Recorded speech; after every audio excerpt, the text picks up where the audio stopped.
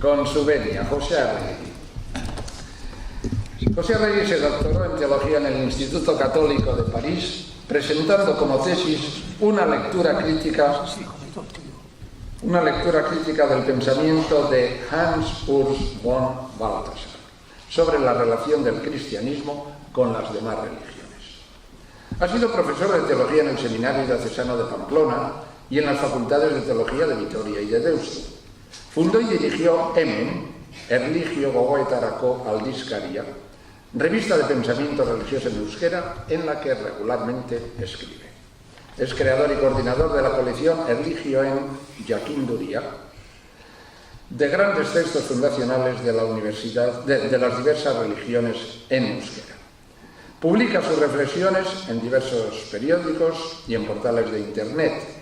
Entre sus libros, por supuesto, sobre Urs von Balthasar, ¿Qué dices de Dios?, Nazareteko Jesús, Ser Bisaki, Ser Janko, ¿Qué dices de Dios?, 40 escritores vascos de hoy responden, Jesús siglo XXI, Revivir el Evangelio. En el año 2010, el obispo de San Sebastián, José Ignacio Munilla, le prohibió predicar, escribir y enseñar teología, y se vio obligado a abandonar la orden franciscana y el sacerdocio. Actualmente es profesor en la Facultad de Ciencias Sociales y Humanas de la Universidad de Deusto. Tiene la palabra José. Eskerrik asko, Mariano Badizia. Eskerrik asko zuen hori, eta beziki plataformako kidei jardunaldi honetara gomidatu izanagatik, eskertzen dizuetena. Buenas tardes y un saludo muy cordial a mis amigas y amigos, amigas. Viví aquí 7 años y sigo teniendo raíces profundas en Pamplona. Esto no lo digo por ganar vuestro afecto. Bueno, entonces, a mí se me ha pedido aportar a este debate, que no sé si lo va a hacer, al menos no con Gonzalo Montoya, en torno a las matriculaciones, a este escándalo monumental, como muy acertadamente dice el título del libro publicado por la plataforma, un juicio teológico. Un juicio teológico suena muy solemne. Yo creo que no hace falta devorarse los sesos, ni siquiera hacer ese recorrido histórico-teológico que hace Gonzalo Puente para darse cuenta de que es un total contrasentido ético, religioso y no digamos evangélico.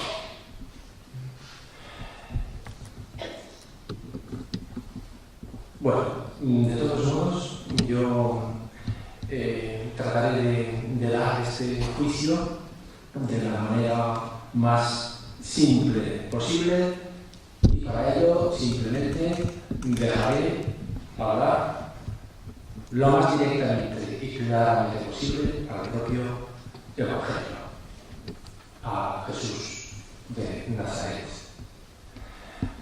¿Qué habla Jesús? Por supuesto que Gonzalo Puente Ojea a lo mejor tiene en su oído interno pues unos ecos del mensaje de Jesús no del todo coincidentes con los que yo pueda tener. Yo tendría reparos de tipo histórico importantes a la figura. Si me permites, tendrás tiempo para explicar. Bueno, de acuerdo, muy bien. Bueno, pues entonces sigo. Digo también que antes de entrar en el asunto, que en el Evangelio, por supuesto que no es Jesús quien habla directamente, sino Jesús a través de la memoria actualizada de sus discípulos y discípulas. Habla el Jesús recordado, tal como es recordado.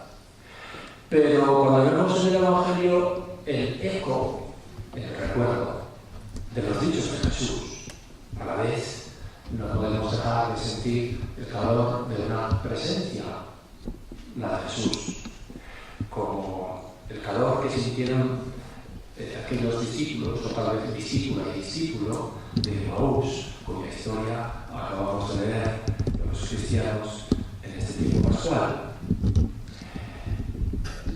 El corazón arde y el camino se ilumina. Es algo que vuelve a suceder. En el Jesús recordado resuenan los sueños y criterios del profeta viviente de Nazaret. Sus sueños y criterios vuelven a inspirar nuestros sueños, criterios y opciones. Así pues, mi pregunta es, ¿qué diría Jesús a propósito de las inmatriculaciones? ¿Qué diría Jesús sobre una iglesia que inmatricula y reivindica para sí bienes y más bienes? Repito, aducir citas evangélicas como dichos de Jesús tal vez no es del todo riguroso. Tampoco es del todo riguroso aplicar esas citas a una situación, la nuestra, la distinta de la que Jesús vivió. Algo de anacronismo hay, algo de ejercicio artificioso hay, de acuerdo, pero nuestro criterio se rige sobre todo por el recuerdo que vemos plasmado en los evangelios. Y creo que después de todos los estudios críticos, cada uno lo hace a su manera, acerca de los evangelios. También tenemos unos cuantos datos que perfilan y trazan una imagen de Jesús y de su mensaje bastante aproximada desde un punto de vista rigurosamente histórico. O sea que creo atenerme a ese criterio rigurosamente histórico en las citas que voy a aducir a continuación. Así pues, no debemos buscar en el Evangelio respuestas acabadas para nuestras preguntas, pero podemos buscar en el Evangelio de Jesús interpelaciones y sugerencias para nuestras cuestiones. No solo podemos, debemos hacerlo. Bueno, pues dejo que hable y juzgue Jesús, el profeta recordado, el profeta viviente. Y recojo algunos dichos de Jesús que leemos en los evangelios. Primer dicho. Leemos en el Evangelio, Lucas 9. Los envió a predicar el reino de Dios y a curar a los enfermos. Ellos se marcharon y fueron recorriendo las aldeas, anunciando el Evangelio y curando por todas partes. Esto yo creo que responde bastante de cerca a lo que realmente sucedió. Los envió. Eso significa Iglesia Apostólica. La Iglesia Apostólica no tiene nada que ver con lo que nos hemos imaginado y con lo que hemos montado. Jesús que designa 12 apóstoles varones para que tengan sucesores, infinitos sucesores. De eso no pasó absolutamente nada por la mente de Jesús. Y apóstol significa simplemente enviado. Y no envió a 12, envió a discípulos, sino un número cerrado. Y por supuesto, no para que tuviesen sucesores plenipotenciarios. De poderes, Jesús desbarató poderes y sistemas de poder. Pero aquí quiero insistir en que esa iglesia que Jesús nunca quiso fundar como tal institución de futuro, porque es verdad que Jesús pensaba que el desenlace o la renovación de la sociedad, de la situación, la liberación de la situación que no arriba de Dios iba a acontecer enseguida. Y envió a anunciar y a anticipar ese hecho a determinada gente. Bueno, hay que tener un criterio. La iglesia tiene que ser institución, no institución, comunidad en camino. No instalada en iglesias, en casas, con fincas y bienes, con palacios episcopales, con vaticanos, grandes y pequeños. No, la iglesia es enviada. Más allá de sí. Y la misión de la iglesia no es construir iglesia, y menos construir iglesias. Es enviada, es decir, desarrollada. Es enviada a anunciar, no a poseer. No a poseer. La misión de la iglesia no está en la propia iglesia, y menos aún en sus propiedades. La iglesia es enviada a anunciar el reino de Dios, que en el lenguaje de Jesús significa bienaventuranza o liberación de los pobres, y significa curación de los enfermos. Esas dos cosas fundamentalmente. La iglesia es enviada a anunciar la liberación de los pobres, no a instituir sistemas de poder o a legitimarlos. La iglesia es enviada a curar enfermedades, no a enseñar verdades y dogmas. Es enviada a infundir aliento y bienaventuranza, no a imponer normas morales. Pues bien, ¿cómo se contradice con esta lógica del envío, de la desapropiación, de la liberación, de la curación? ¿Cómo se comparece con esa lógica una iglesia empeñada en asegurar y fortalecer su presencia, sus bienes, sus verdades, sus normas morales, a menudo tan patógenas? Paso a un segundo texto.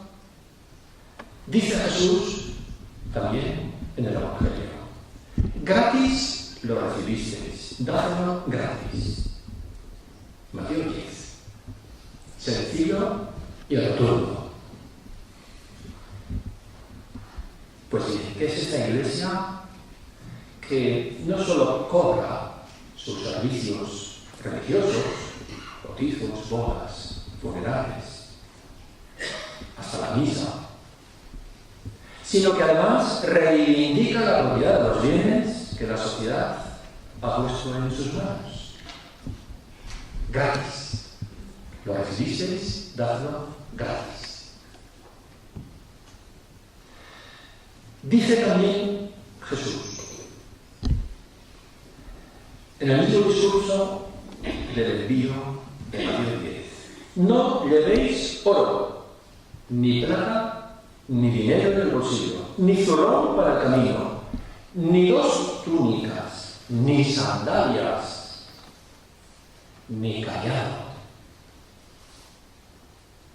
Eso de callado es para defenderse no solo de las bestias salvajes que puedan salir al camino, sino de enemigos humanos. Ni siquiera un callado para defenderse. ¿Puede Jesús hablar más claro? No le deis oro, ni plata, ni dinero. Hacen falta complicadas hermenéuticas y exégesis de sentido para entenderlo. Creo que no. Creo que basta escucharlo. ni oro, ni plata, ni alforja, ni 2 túnicas. Todo eso es demasiado. Y a pie y descalzos, para que la buena noticia resuene mejor. Quien quiera entender, que lo entienda. Cuarto punto, o cuarta frase de Jesús. Se puede discutir si exactamente Jesús dijo estas frases. Yo creo que responden bastante o muy fidedigamente a la imagen que la exégesis histórico-crítica mayoritariamente traza sobre Jesús. Dice también Jesús, entre sus recomendaciones a las discípulas y discípulos enviados a anunciar la buena noticia y a curar. Les dice, cuando lleguéis a un pueblo o aldea, averiguad quién hay en ella digno de recibiros y quedaos en su casa hasta que marchéis. Y no os quedéis con su casa antes de marcharos. Eso es cosa distinta, ¿no?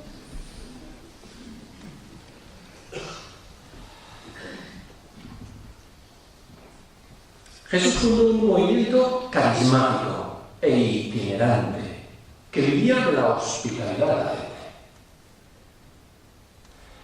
Pero pronto se convirtió en una iglesia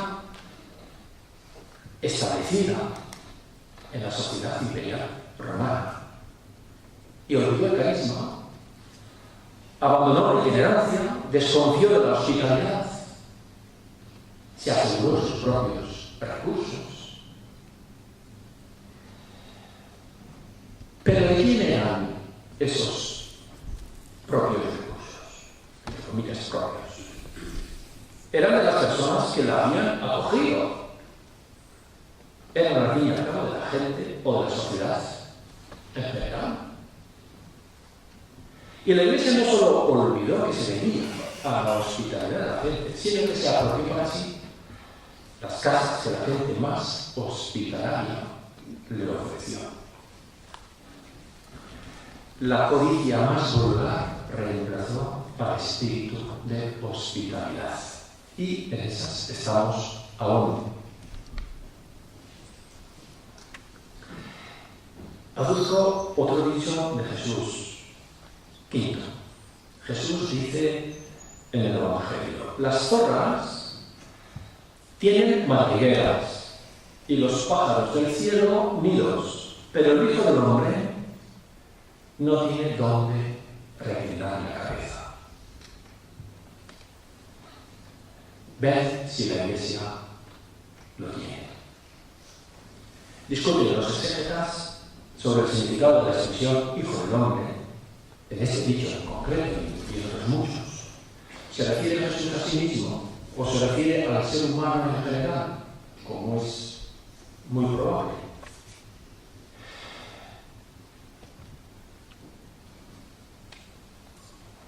No importa mucho. El sentido de fondo no varía. El predicador itinerante ha de hacer suya esa pobreza y carencia radical del ser humano, como la hizo suya Jesús. ¿Qué pinta aquí una iglesia con tanta posesión y tanto afán de inmatriculación? Estoy, a lo mejor, siendo demasiado simplista y dibujando un contraste demasiado simplón. Aduzco un sexto dicho de Jesús y último. Dice Jesús: al que quiere pleitear contigo para quitarte la túnica, dale también el manto. Mateo 5. En el sermón de la montaña. Y teníamos tentado de decir, pero ¿cómo? No puede ser. Tiene que tratarse de algún grave error en la memoria o en la transmisión del mensaje de Jesús. Según los nuevos exégetas, Jesús parece que debió de decir más bien: procurad apropiaros sin que los tribunales se enteren. Pero si alguien nos lleva a los tribunales, plantadles cara como Dios manda. Pues parece claro que no, que Jesús no dijo esto de que no hagan ascos a plantear pleitos.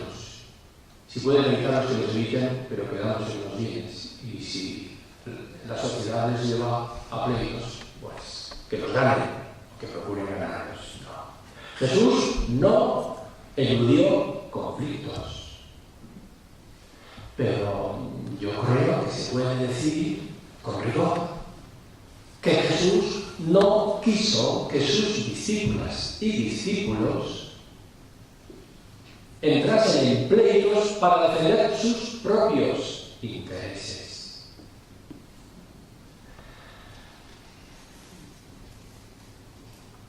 Podríamos seguir, pero ¿para qué seguir? Lo escuchado basta para que del fondo de nuestra memoria y de nuestra conciencia evangélica brote la pregunta, o broten las preguntas. La iglesia institucional que vemos es todavía Iglesia de Jesús. Una iglesia que se apropia de catedrales, iglesias y ermitas, de casas curales, locales y tierras, y hasta de cementerios e incluso de frontones, como en Navarra. Una iglesia que reclama para sí lo que el pueblo entero construyó, cuando todo el pueblo era de buena o de mala gana cristiano. Una iglesia que se apropia de los bienes de los pobres para venderlos luego al mejor postor, es decir, para los más ricos. Una iglesia que se incauta de mezquitas convertidas en catedrales y pretende que solo sean suyo lo que ha sido y debiera ser de todas las religiones, más aún de toda la sociedad. Una iglesia que pugna en tribunales y fuera de ellos por hacerse con los bienes que una sociedad de cristiandad hospitalariamente recibió en otros tiempos. Una iglesia obcecada e incapaz de reconocer o de aceptar que el mundo ha cambiado, que la sociedad ya no es cristiana, que lo que fue de la sociedad entera en otros tiempos ha de volver a ser de la sociedad entera de hoy, que ya no es cristiana, sociedad poscristiana, la llaman algunos, o posreligiosa, incluso la llaman otros. Una iglesia que sigue valiéndose de leyes franquistas y aferrándose a privilegios confesionales. Una iglesia aliada con los poderes económicos y políticos más conservadores. Una iglesia que resulta ser la mayor propietaria particular de bienes inmuebles de todo el Estado.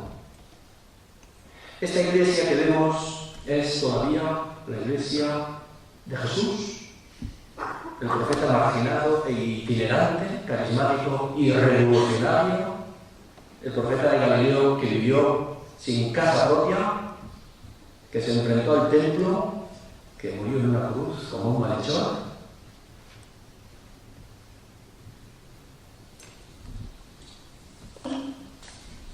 Bueno, pues dejo ahí esa pregunta y yo no sé si todavía me queda tiempo. Había escogido aquí unos textos de los Santos Padres, pero es una página de textos de algunos Santos Padres que pueden ser... no sé, tú me dices. ¿Qué te parece si nos lees uno o dos y reservas otros para caso de que el diálogo sea oportuno? Ya, de repente, en el momento, mira, a propósito de esto, fijaros lo que dice, qué sé yo, San Ambrosio. San Ambrosio. Bueno, pues San Agustín. Sí, San Ambrosio. San Juan Crisóstomo. Una cita interesante de San Ambrosio. San Ambrosio de Milán. Ustedes se creían que lo de San Ambrosio era en Roma, en absoluto. Bueno, pues una frasecita nada más de Tertuliano del siglo II. Tertuliano era un cristiano romano, no africano, pero de cultura romana, gran escritor, filósofo, pensador, y se sentía muy cómodo, a pesar de que esporádicamente había otras negocios en el Imperio Romano. Pero, dice, el dinero no influye para nada positivamente en las cosas de Dios. Bueno, y de San Ambrosio cito esto. Aquel que envió Sinólogo, San Ambrosio, era un príncipe, siglo IV, finales del siglo IV, V. Era un príncipe en Milán, era el prefecto de la ciudad, brillante orador, grandes posesiones. O sea, está ya el cristianismo en la Iglesia totalmente instalada en la sociedad. Y el obispo es el que desempeña las funciones del antiguo prefecto del emperador, prefecto romano. El prefecto es ahora el obispo. Sin embargo, a pesar de eso, San Ambrosio escribe: aquel que envió sin oro a los apóstoles fundó también la Iglesia sin oro. La Iglesia posee oro no para tenerlo guardado, sino para distribuirlo y socorrer a los necesitados. Pues qué necesidad hay de reservarlo, que si se guarda no es útil para nada. ¿No es mejor que si no hay otros recursos los sacerdotes fundan el oro para sustento de los pobres, que se apoderen de él sacrílegamente los enemigos? ¿Acaso no nos dirá el Señor: ¿por qué habéis tolerado que tantos pobres murieran de hambre cuando poseías oro con el que procurar su alimento? ¿Por qué tantos esclavos han sido vendidos y maltratados por sus enemigos sin que nadie los haya rescatado? Mejor hubiera sido conservar los tesoros vivientes que no los tesoros de metal o de piedra. Sigue, estos argumentos son irrefutables. Pues, ¿qué podríais objetarme? ¿Que temes que falte el adorno digno del templo de Dios? El Señor te contestará: los misterios de la fe no requieren oro. Y lo que no se puede comprar con oro, tampoco se dignifica más con el oro. El ornato de los sacramentos es la liberación de los cautivos. Bueno, ¿qué te parece, José? Sí, damos oportunidad, a ver si esto se queda. Así.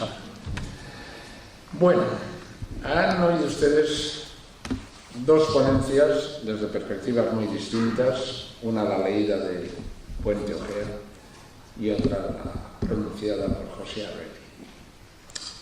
En realidad lo que nos convocaba hoy, y estos dos textos pueden servir muy bien para dar mayor profundidad a nuestra conversación, era fundamentalmente una pregunta. En este asunto de las matriculaciones de bienes inmuebles por parte de la Iglesia, ¿está la Iglesia donde creemos que debe estar? ¿Es ahí donde esperábamos que estuviera la Iglesia? ¿Tenemos motivos para estar escandalizados? ¿Tenemos tal vez razones para explicarlo? ¿Se puede acusar solo a las jerarquías?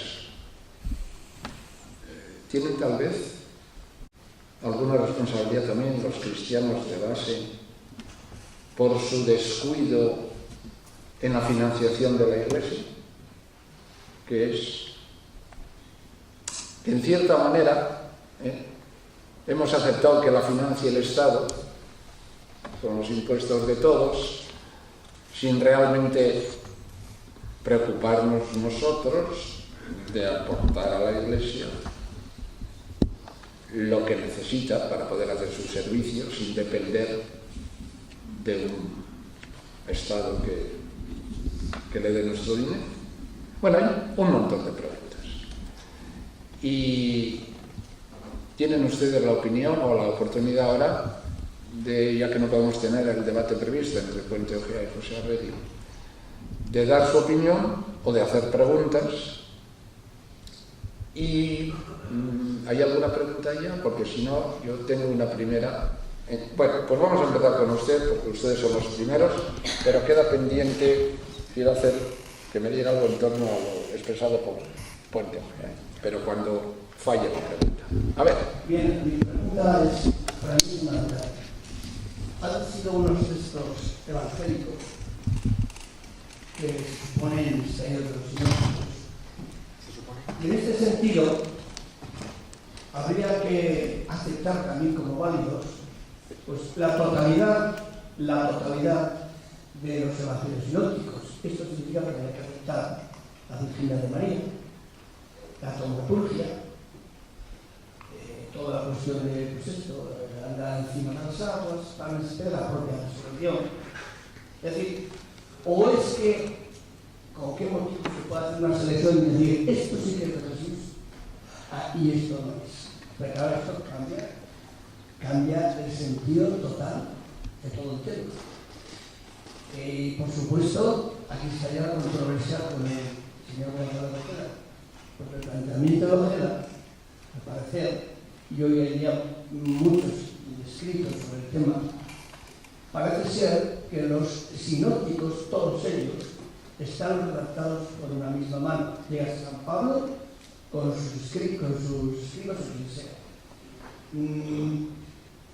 He leído por ahí, pero no sé si era cierto, que hay un tal Evangelio de Tomás que debió existir como base de lo que digamos el pensamiento humano ético, no el taumaturgo, precisamente, no los milagros de Jesús. Es decir, que sí habría una base común en los tres evangelios sinópticos que hace referencia justamente, digamos, al aspecto del magisterio, de las bienaventuranzas, no a la taumaturgia, que sería un invento absoluto del señor Don Pablo, San Pablo.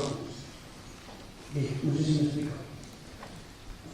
La pregunta es entonces, claro, si... Sí, una cuestión de principio, en primer lugar, la primera cuestión que has planteado, evidentemente quien lee el Evangelio hace una selección. Yo he hecho una selección. Bueno, pero sin poder decir esta es la imagen única del Jesús histórico, yo creo que la figura histórica sugerida y trazada hoy por los investigadores que trabajan con rigor crítico e historiográfico los textos y la figura de Jesús, nos trazan una figura coherente con estas 6 frases que he señalado, más que tal vez con la imagen que Gonzalo Monteojeda ha sugerido del Jesús apocalíptico. Sobre eso hay muchas discusiones, pero en torno a esto yo creo que habría un acuerdo muy mayoritario, no entre los creyentes que leen el Evangelio y cada uno se imagina a Jesús a su manera, sino entre los estudiosos histórico-críticos de la figura de Jesús. Pero bueno, no hay ninguna palabra que sea absolutamente última e indiscutible sobre el Jesús histórico. Por eso hay tantos que siguen escribiendo demasiado sobre eso. En segundo lugar, lo que sí me parece que se puede afirmar rotundamente es que esa hipótesis de que los 3 sinópticos sean sean obra de una misma mano, casi me atrevería a decir rotundamente no. Hay todas las razones para decir que no. Entre otras cosas, diferencias y contradicciones entre los mismos sinópticos sobre la figura de Jesús. Y diversas versiones por ejemplo, del Padre Nuestro, o de las bienaventuranzas, o de otros dichos, que donde uno dice quien no está contra mí está con nosotros, quien no está contra nosotros está con nosotros, y otro dice el que no está a favor nuestro está contra nosotros. Bueno, las dos cosas no han podido ser redacciones de la misma manera.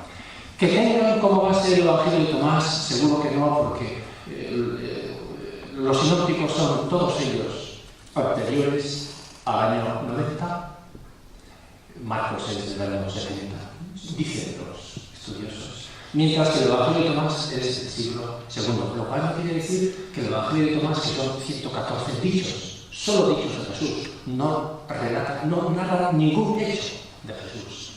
Y la mitad de los dichos, de los 114 dichos que recoge el Evangelio de Tomás, están más o menos de la misma manera en los sinópticos, pero los sinópticos no se han inspirado en el Evangelio de Tomás. Tal vez a la inversa sí, o en una fuente común. También has apuntado, y en eso sí creo que tienes razón, que los sinópticos han podido, no los sinópticos en general, sino Lucas y Mateo en concreto, han podido servirse de una colección de dichos diferentes, no tiene nada que ver con lo de Tomás. Tomás ha podido inspirarse de la misma colección anterior, que se llama la fuente Q, que son fundamentalmente dichos de Jesús o mensajes de Jesús, y donde, sin embargo, la dramaturgia estaría presente también. Lo que no está presente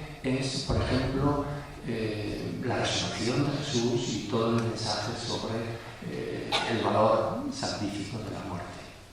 Bueno, eso es lo que diría. Sí.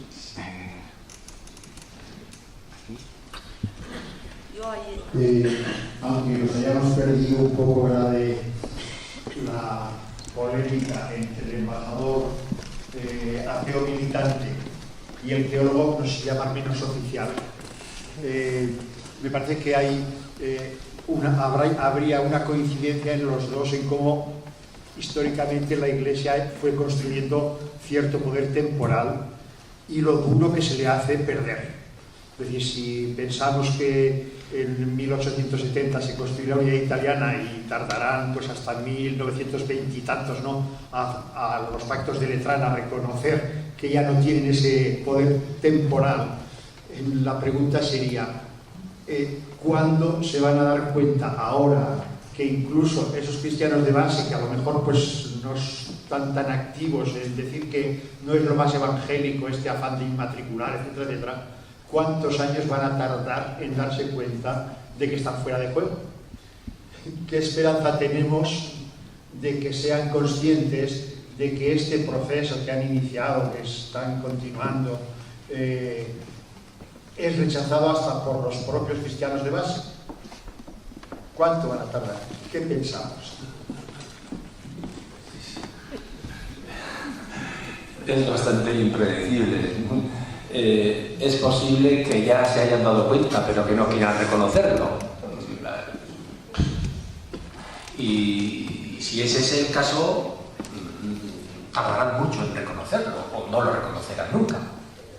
Bueno, entonces, pues no sabemos. Lo que está claro es que, bueno, a la vista de esa imagen, que es selectiva, pero creo que fundadamente trazada básicamente sobre la figura de Jesús, una iglesia que inmatricula bienes difícilmente puede pretender poseer la matrícula del Evangelio. Es decir, el Evangelio en su globalidad, o la figura de Jesús en su globalidad, pues es la que más claramente desmiente y contradice esa lógica de la Iglesia y ese comportamiento de la Iglesia, que no es de ahora.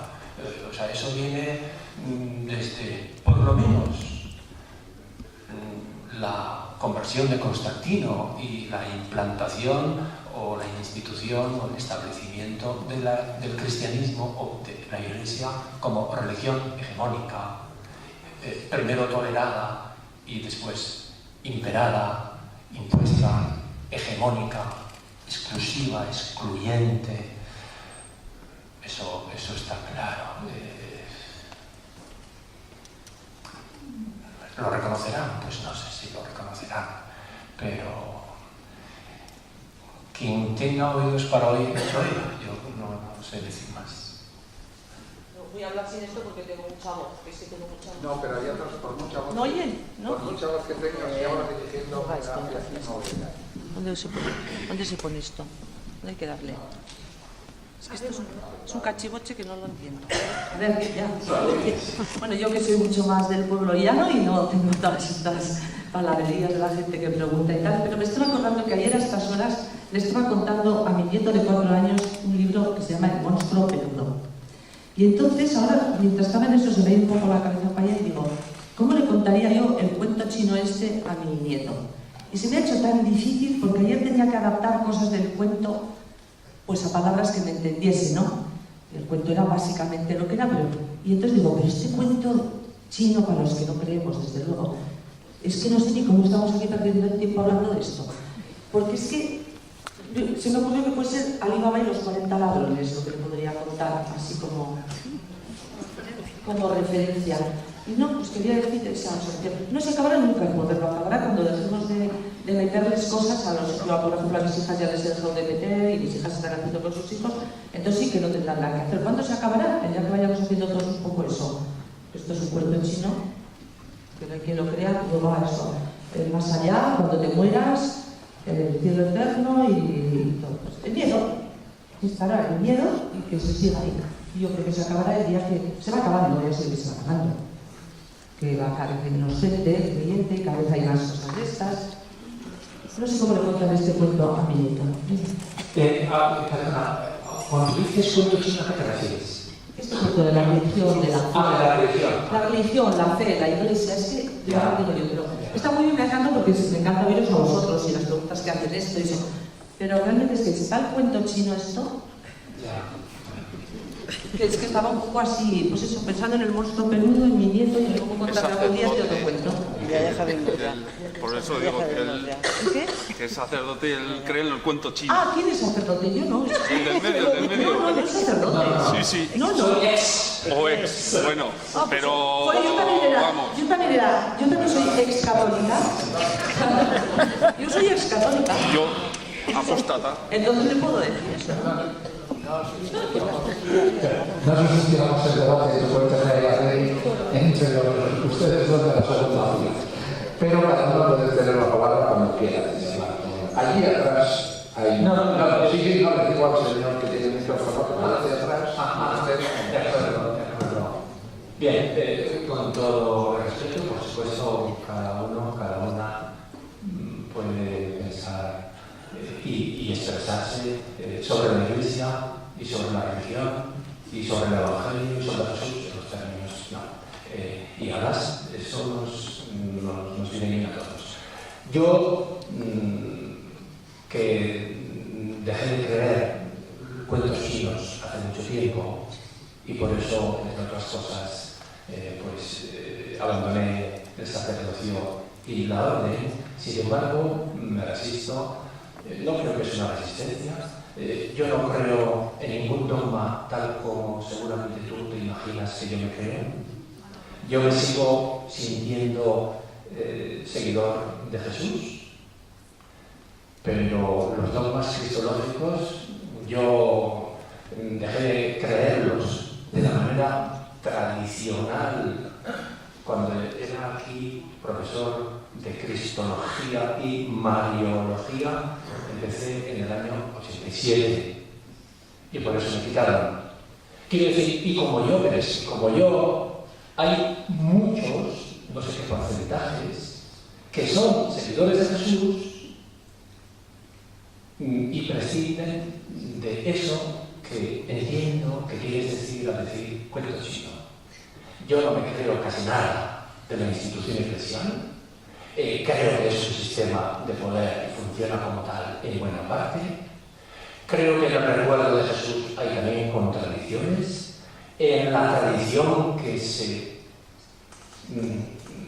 refiere a Jesús, muchísimas contradicciones, pero al mismo tiempo, igual que en Confucio y en el Bhagavad Gita y en el Tao Te Ching y en los profetas y en el cantar de los cantares, en los evangelios de Jesús, tanto canónicos como apócrifos, que yo no diferencio entre ellos, creo que hay perlas que pueden inspirar el mayor y más hondo humanismo.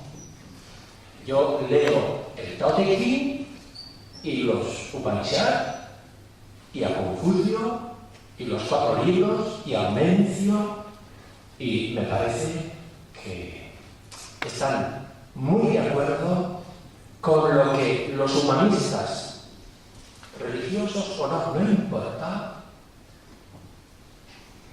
han sentido que realmente es valioso. Y para la vida, y yo creo que en el Evangelio hay mucho también de eso, y en la espiritualidad, y las religiones, que son fenómenos híbridos, contienen también en sus tradiciones muchas luces y perlas en este sentido. Le doy en medio minuto le doy una palabra, pero únicamente permítanme que les provoque un poco con una frase del Evangelio. Ya saben ustedes aquello de que quien se libre de pecado tire la primera piedra. No hay aquí nadie que esté dispuesto a defender a la Iglesia. Porque sería muy interesante si hay alguien que cree, no tanto en el sentido, digamos, de estructura religiosa o de construcción dogmática, sino en el hecho que nos toca. Es decir, que estando las cosas como están, ¿qué cosa más natural que la Iglesia piense que eso es suyo? ¿De quién demonios va a ser pues? Si no, digo, si hay alguien aquí que, o si no la defiende, por lo menos entiende la reclamación de la Iglesia como lógica, no estaría de más, porque nos interesa más ese debate propiamente que el debate sobrenatural sobre si Jesucristo es Dios. Eso tocaría en otras jornadas. En esta lo que toca es saber, cuando la Iglesia dice esto es mío, dice la verdad a su juicio, actúa con sentido común como la historia parecería poder inducir a pensar, o es una bucarrada. Sobre eso hablamos. Y ahora tiene este palabra. Buenas tardes. En principio, lo que quería es aplaudir y apoyar la iniciativa de la plataforma contra las inmatriculaciones, porque creo que merece la pena el tema por su importancia y por su popularidad. Y sobre todo, pues porque está en el medio la Iglesia que normalmente, tradicionalmente, será considerado como una sociedad más o menos perfecta. Eso es lo que hemos heredado desde pequeños. Yo quiero hacerme algunas preguntas y, por ejemplo, ¿cómo se puede aceptar por parte de la Iglesia la propiedad de los bienes si incluso las leyes estatales en España no amparan esa posesión? Ahora se ha demostrado de que la ley en la que se basaron las inmatriculaciones no es constitucional. Según la política, la ley constitucional es la máxima que decide los problemas del país. Por otro lado, yo me pregunto, ¿es que la Iglesia se veía con derecho a poseer lo que podía no ser suyo? Es otra pregunta que hago. Y también digo, ¿por qué, si es que se creía con derecho a poseer lo que quizás no es suyo, por qué ha actuado con tanto sigilo que los pueblos no se han enterado de lo que ha hecho la Iglesia con sus iglesias, con sus ermitas, con sus locales, con sus bienes, con sus montes? O sea, ¿podemos admitir que la Iglesia se equivocaba? Yo creo que no. O sea, la forma de actuar es de lo más espantoso, diría yo, por no decir otra palabra. Nada más. Muchas gracias. Parte de lo que usted ha dicho, sobre todo la primera parte, tuvimos sobre eso la primera jornada, sobre el debate jurídico propiamente, ¿no? En virtud de qué legislación se apoyaba y si esa legislación era correcta y cómo está cambiando y qué significa eso. En fin, sigue siendo válido todo. Sí, totalmente de acuerdo, ¿no? Yo también mantengo esa postura y diría que incluso en caso de eso, no sé cómo está, yo creo que está todavía pendiente de resolución, está planteada la cuestión si es o no constitucional. El Tribunal Constitucional creo que todavía no se ha pronunciado. Imaginemos que diga que la Iglesia tiene razón y que es constitucional lo que ha hecho en Córdoba y lo que ha hecho en Navarra y lo que ha hecho con 100.000 propiedades inmuebles que dice que tiene la Iglesia en el Estado español. Aun cuando fuera legal, yo seguiría diciendo no es ético, al menos según la ética, tal como yo la entiendo leyendo el Evangelio, tal como yo lo leo. No basta que fuera legal o constitucional para que eso, yo como cristiano que me siento, y creo que buena parte de quienes se sienten en iglesia hoy piensan así, no sería tercivo, no sería evangélico. Cuanto más si es que es declarada una conducta anticonstitucional. Pero bueno, para mí lo decisivo no está en lo que diga el Tribunal Constitucional, sino en estos textos del Evangelio que he leído. Para mí. Muy bien. En el micrófono, sí. Aquí dos filas por Sí, buenas tardes. Bueno, muchas gracias por su presencia, José, en esta charla. Me parece muy interesante también la aportación del señor que hemos leído en el primer momento. Vamos a ver, yo quiero hacer los siguientes comentarios. En primer lugar, la Iglesia en la primera época yo creo que se caracteriza porque es una fraternidad de hermanos. Y es una fraternidad democrática, de tal manera que incluso Pedro, cuando hace algunos movimientos de visitar al centurión romano, etc., explica al resto de apóstoles qué es lo que ha hecho. O sea, él no manda, él convence, trata de convencer. Bueno, realmente hemos visto todo el estudio que se ha ido presentando de cómo ha ido evolucionando la Iglesia, y lo cierto es que en estos momentos, si algo no puede presumir la Iglesia es de ser democrática. Pero hay un momento, por ejemplo, que estamos viviendo ahora, donde en la declaración de la renta podemos poner una X para apoyar a la Iglesia, o no la podemos poner. Y entonces cabe la posibilidad de que yo como creyente diga, no estoy de acuerdo con estas inmatriculaciones que está haciendo la Iglesia, pero soy consciente de que la Iglesia tiene que apoyar a los pobres, tiene que curar. Entonces yo voy a dar un dinero a Cáritas o a una ONG que considero que está apoyando a los pobres. Es una solución que se puede dar. Es decir, hoy en día, aparte de que la queja de esto no me parece bien, yo creo que personalmente podemos tener una responsabilidad de cara a nuestro comportamiento y decirles, no sé si directamente o indirectamente a esos que están inmatriculando, decirles, que no estamos de acuerdo la base con lo que estáis haciendo. Segunda cuestión que es muy importante. Yo no sé estos señores que están haciendo las inmatriculaciones por qué lo hacen, pero sí que soy consciente de que hay muchas ermitas, iglesias, etcétera, que si no hay un control de su situación es un patrimonio cultural que puede desaparecer. Entonces, no sé si es cuestión de que se monten asociaciones de amigos de las catedrales o de las iglesias para que se conserve todo ese patrimonio de años, o solicitar que en la declaración de la renta haya un artículo donde ponga yo quiero marcar una X para que parte de este dinero que yo contribuyo vaya a cultura, a mantener el patrimonio del país. Por ejemplo, en contraposición con otra casilla donde pusiese si yo quería dar dinero para el ejército. Creo que hay que dar una respuesta a toda esta cuestión. O sea, no solo es plantear el problema, sino dar unas alternativas para que avancemos en esta situación.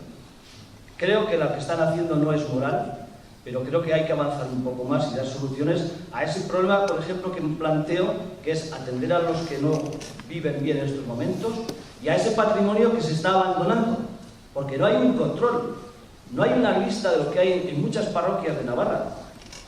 Y si llega por ahí una persona con un cargo y ha desaparecido parte de ese patrimonio, ¿quién se entera? Muchas gracias. Por cierto, aunque quien disienta de esta opinión de que no es éticamente correcto lo que la Iglesia está haciendo, es más que bienvenido si quiere exponer su posición. Es de todos ustedes conocido, supongo, que la plataforma mantiene la postura de que realmente hay que denunciar este hecho y hay que procurar que esos bienes incautados por la Iglesia reviertan al común, que es a quien pertenecen. Por ello, al salir, si quieren por lo menos dejarnos su nombre, quienes no lo hicieran en la primera jornada, es simplemente rellenar un papelito donde está su nombre y el teléfono, es simplemente para poder contar en el futuro, con saber cómo crece un movimiento que pueda buscar respuestas positivas, novedosas en el sentido que acabamos de oír. Sí. Lo que has dicho sobre el carácter fraterno del movimiento de Jesús y sobre el carácter autoritario no democrático de la Iglesia, hoy en flagrante contradicción con el primer movimiento de Jesús, totalmente de acuerdo. Y mientras la cuestión del poder dentro de la institución no se resuelva, y por mucho que se diga el Papa Francisco no ha dado ningún paso para resolverlo todavía, ni ha apuntado a que lo vaya a dar, no se va a dar ninguna reforma importante y decisiva en la Iglesia. En segundo lugar, de acuerdo totalmente en lo que dices sobre la casilla,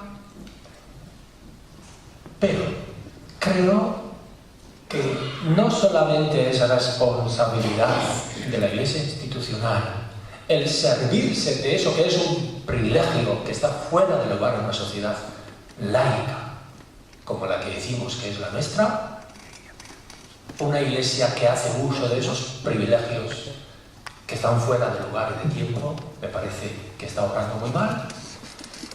Es responsabilidad de la Iglesia, pero es también responsabilidad del Estado, que lo sigue permitiendo. Y es responsabilidad del Partido Socialista Español, porque es una ley de Felipe González, me parece, en el año 88. 88. Cuando lo del 0,7 y la financiación de la Iglesia es del año 88. El Carlos se refería es a la ley de hipotecaria, no, o sea, al cambio en la ley hipotecaria. No, pero eso es de Aznar. Pero los socialistas fueron los que reconocieron a la Iglesia institucional un privilegio financiero que en aquel tiempo todavía de transición se podía entender, pero que lo hayan mantenido en los sucesivos gobiernos socialistas no es fácil de entender, ¿no? Y tanto más cuanto que en la ley del 1988 sobre la financiación de la Iglesia, cuando se puso esto de la casilla del 0,5, que después se subió al 0,7 o no sé qué, había una cláusula en que la Iglesia se comprometía a financiarse en un plazo determinado.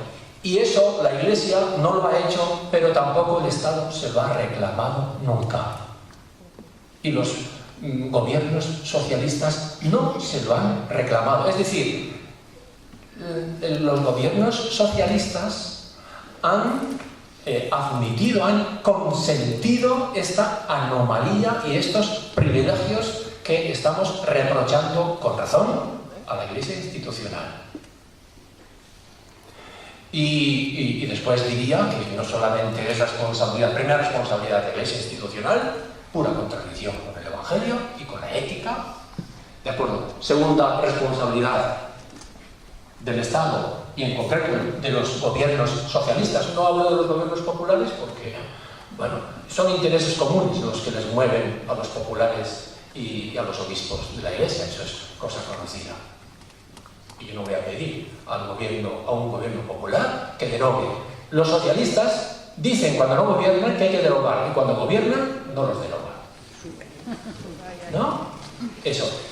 Pero no solamente es responsabilidad del Partido Socialista sino también de todos nosotros que decimos que no estamos de acuerdo, pero que después, eso, a lo que decía Mariano, ¿no?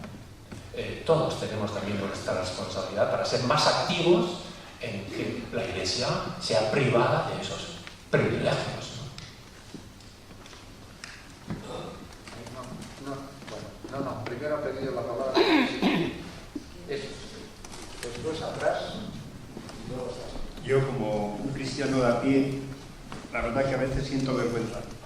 Que en vez de los pueblos, las comunidades y creando fraternidad, estamos creando conflictos. En vez de estar utilizando los medios que hay ya a disposición de toda la comunidad, estamos utilizando frentes. Estamos haciendo como una guerra de guerrillas, que no tiene sentido. Y yo creo que es ahí donde muchos cristianos no estamos de acuerdo. Porque se está fallando en lo más elemental, en crear fraternidad, crear solidaridad. Estamos haciendo todo lo contrario. Yo solamente me avergüenzo de ser seguidor de Jesús y ver esa actitud de los que me dirigen o dirigen la Iglesia. Yo desde luego estoy en total desacuerdo.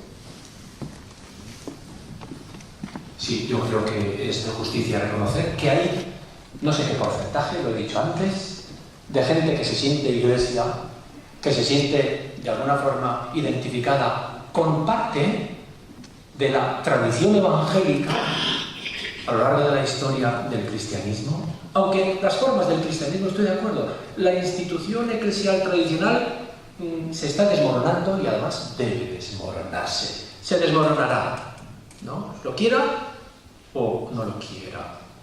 Incluso muchos de los fundamentos de las grandes religiones tradicionales, incluido el cristianismo, están siendo totalmente desmanteladas por esta cultura, por esta metamorfosis cultural, y lo considero también básicamente bueno.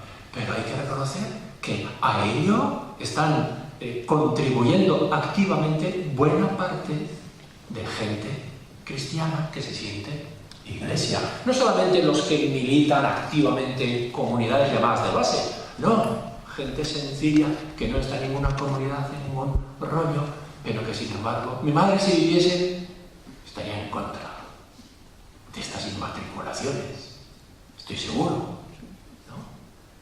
Y eso hay que reconocer, es de justicia. Buena parte de quienes se confiesan cristianos y quieren ser, ¿no? Son de los que más se están implicando en el mundo de hoy por las causas más justas, por los pobres. Y no estoy refiriéndome solamente a los religiosos, misioneros, no, gente que se implica muy activamente porque eso les hace vivir y porque eso es lo que reconocen en la figura de Jesús. Sí, hay otras. Yo no quisiera hacer ninguna referencia a la dimensión moral de las inmatriculaciones porque no podría, no sé. Sin embargo, quisiera acentuar o hacer referencia a un aspecto que me ha llamado la atención.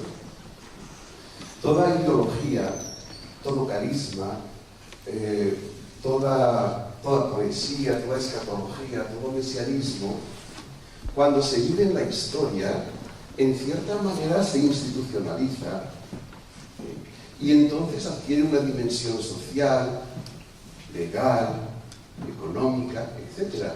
Y entonces lo mismo pasa con la Iglesia, ¿no? O sea, la Iglesia también tiene una dimensión, es también sociedad, o sea, tiene muchas dimensiones espirituales y carismáticas, pero es una sociedad, es una institución y vive en la historia y necesita de todos estos andamiajes en que se conforma la historia, la dimensión social, la dimensión del tener, la dimensión económica, la dimensión legal, etc.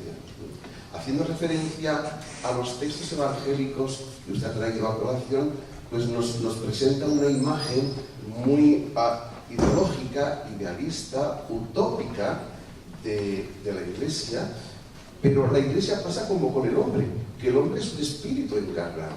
O sea, es espíritu pero tiene cuerpo, vive en el cuerpo, en la corporeidad, en la limitación, en la materialidad. Y también la Iglesia vive en la historia y como institución necesita de estas cosas, ¿no? Otra cosa será cuando se haga realidad esa expectativa esperanzadora escatológica, si es que llega. Sí, de acuerdo. Siempre ha existido en la historia de la Iglesia, en ese sentido creo que la lectura que hacía Gonzalo Puente sobre la historia de la Iglesia era demasiado unilateral. En la historia de la Iglesia han existido siempre movimientos en todos los tiempos y durante toda la Edad Media de reforma institucional de la Iglesia. Y esa reivindicación ampliamente compartida por gente de la Iglesia, por cristianos y cristianas, por reformar profundamente la Iglesia, es también real hoy.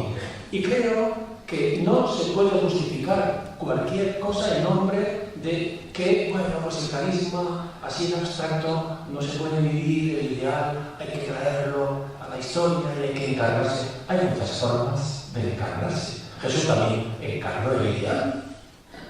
Y habría formas de que una iglesia, un grupo, 2.000 millones de personas en el mundo que más o menos son no católicos, se reconocen en el Evangelio y se sienten de alguna iglesia cristiana, 2.000 millones, hombre, pues eso necesita sus bienes. Yo no sé si necesita cuentas bancarias, tal vez sí. Si no, ni plata, ni sandalias, ni dos túnicas, no se puede vivir, ¿de acuerdo? Otra cosa es, tal como de hecho se ha impuesto esa institucionalización. Y yo creo que ese es otro extremo, realmente extremo. Si la pretensión de Jesús es extrema, la institucionalización histórica y actual es otro extremo, y yo creo que habría que reivindicar, como muchos lo hacen desde dentro y desde fuera de la Iglesia, otra forma de institucionalización que se parezca un poco más y que tenga una forma más humana, más ética, más evangélica, más liberadora, más sanadora. Si no, la Iglesia está de sobra.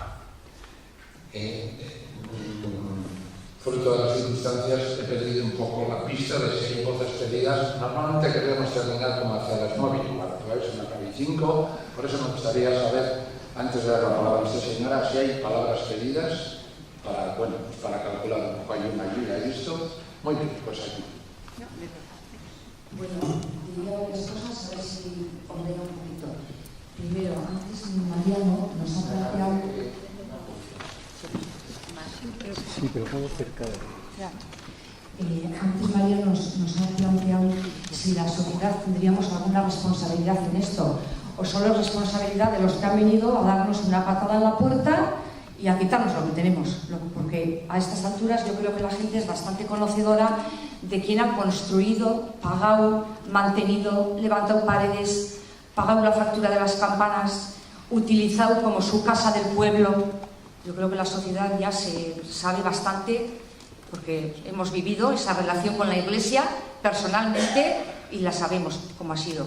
Pero a mí lo que me parece terrible es que, aparte de que lo estén haciendo callando, a la chita callando, sin que las autoridades y los representantes civiles que nos representan se enteren y hayan tenido conocimiento de ello, se hayan reído de los representantes civiles y por tanto de la sociedad, de los ciudadanos, y estén haciendo esto callandito y sin que nadie se entere. Y además me parece terrible que ellos se adueñen de estas cosas, porque creo que son una institución que tienen cosas buenas, pero creo que no habrá otra más perversa y que haya hecho tanto daño a la humanidad y se haya comportado con tan poca humanidad que la religión católica. Entonces, a mí no me importa, no me supone lo mismo que vaya por la calle y un sin techo me dé un puñetazo y me quite 500 euros o 100. Digo, bueno, claro, la vida es así. Que venga la religión católica, que tiene un acumule de propiedades increíbles, y callando sin plantearme nada, sin negociar nada, haga lo que esté haciendo, porque no los considero personas decentes, de buen corazón.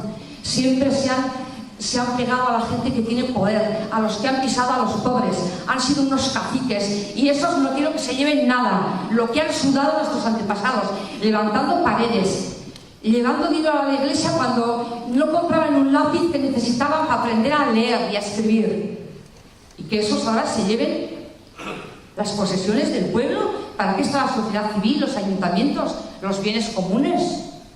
¿Cuándo vamos a tener los ciudadanos una representación y una responsabilidad para gobernar nuestras cosas? ¿Con qué va a coger la sociedad a la gente sin techo, a la gente que se queda sin trabajo? ¿Con qué bienes? ¿Por qué esos bienes tienen que ser ahora de ellos? No son de ellos. Habrá que hablar, negociar. ¿Qué han pagado ellos y qué han pagado los ocupantes? Si son contratados de la sociedad, si ellos han pagado con su esfuerzo y sudor y trabajo, que parte, opiniones, en fin, cosas así. Y si nosotros somos, si la sociedad es responsable, pues no creo que sea algo responsable, sí, porque tenemos que tomar responsabilidad en las cosas.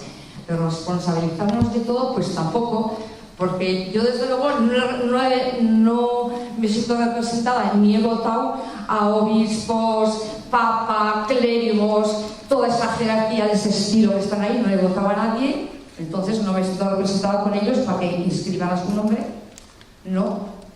¿Y quién se siente? ¿Quién ha elegido? ¿Quién ha elegido tanto aquí? O sea, tradicionalmente es una sociedad bastante sometida. Nuestros antepasados mucho daban todo el dinero que tenían para no ir al infierno, pero no porque tuvieran mucha fe, para no ir al infierno, simplemente para poder estar más cerca de Dios y para que no los castigaran más, pero no por otro motivo. Entonces, yo no quiero que ellos se queden porque no me parece gente decente, sencillamente por eso. Vale, ha quedado clara su posición. Pues gracias. Y no tengo nada que contradecir. Gracias. Es una posición que no necesita secundariados. Recojo un apunte que acaba de hacer la persona que me ha antecedido y se refiere al modo. Hemos estado hablando aquí continuamente del qué es lo que se ha hecho, qué es lo nuclear, y lo más importante, evidentemente. Pero yo quiero recoger ese apunte que ha hecho la que me ha antecedido en el cómo se ha hecho. Y yo le agradecería a José Remy si se le ocurriese hacer una reflexión teológica sobre la luz y el sentido de la luz en el mensaje. Creo que más que dar citas evangélicas, lo mismo que el desprendimiento de los bienes de la tierra y del poder es una constante y un eje del Evangelio. Me parece que la luz, hasta una encíclica bien reciente está titulada Lumen Gentium, la luz de los pueblos, frente a las tinieblas, frente a la oscuridad, el oscurantismo, la opacidad, a la chita callando, como ha dicho esta señora. Cuando haces el bien, todo el mundo quiere manifestarlo. Y la buena noticia del Evangelio, que eso significa, se predica la luz. Y los goles del gran fenómeno del fútbol lo repiten 20 veces, que se vea bien, porque ha sido un golazo. Entonces, cuando haces algo, la chita callando con nocturnidad y alevosía y tal, no debes de tener la conciencia muy tranquila. Perdón. Bien, pues sí. Yo creo que estoy totalmente de acuerdo. La forma, esa nocturnidad y sigilo. ¿De ladrones. Sí, es de ladrones. ¿De acuerdo? Estamos hablando de usurpación y de latrocinio. Estoy de acuerdo, totalmente de acuerdo. Yo simplemente quiero decir, primero que, hombre, tampoco hace falta mucha reflexión teológica para hacerlo, ¿no? Pues yo creo que es evidente de por sí. Y tal vez, pues sí que podría citar que Jesús, si algo fue claro, si algo fue muchas cosas, fue también claro. Por eso le pasó lo que le pasó.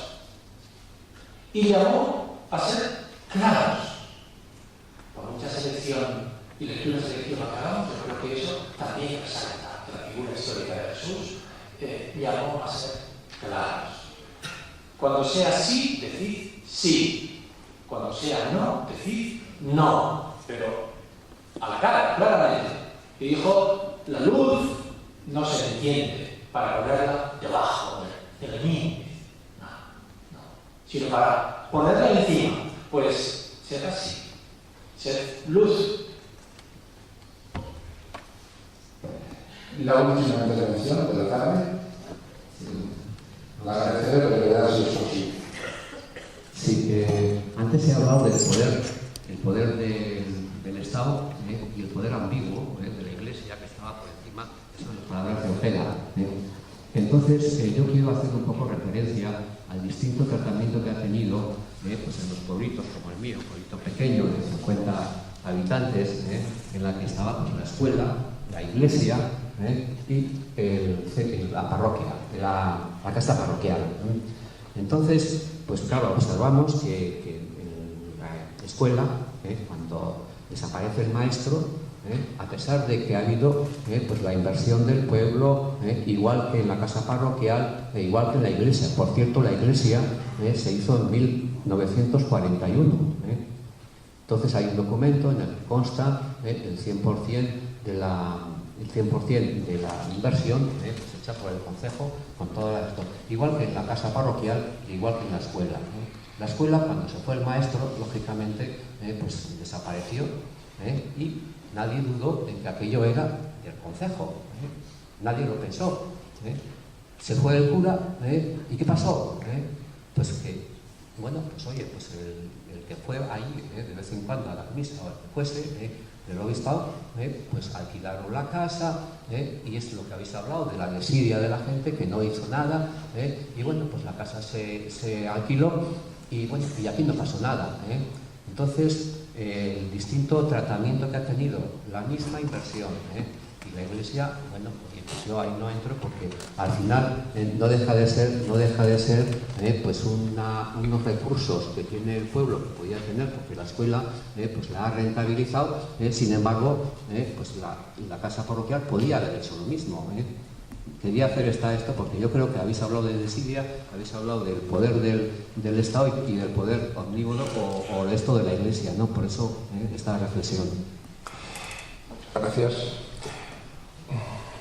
Sí, yo creo que en el Estado español haría falta que un gobierno se proponga seriamente y proponga una ley parecida a la ley del Estado francés en 1905, me parece que es, cuando decide que todas las iglesias y centros de culto anteriores sean propiedad de la Iglesia.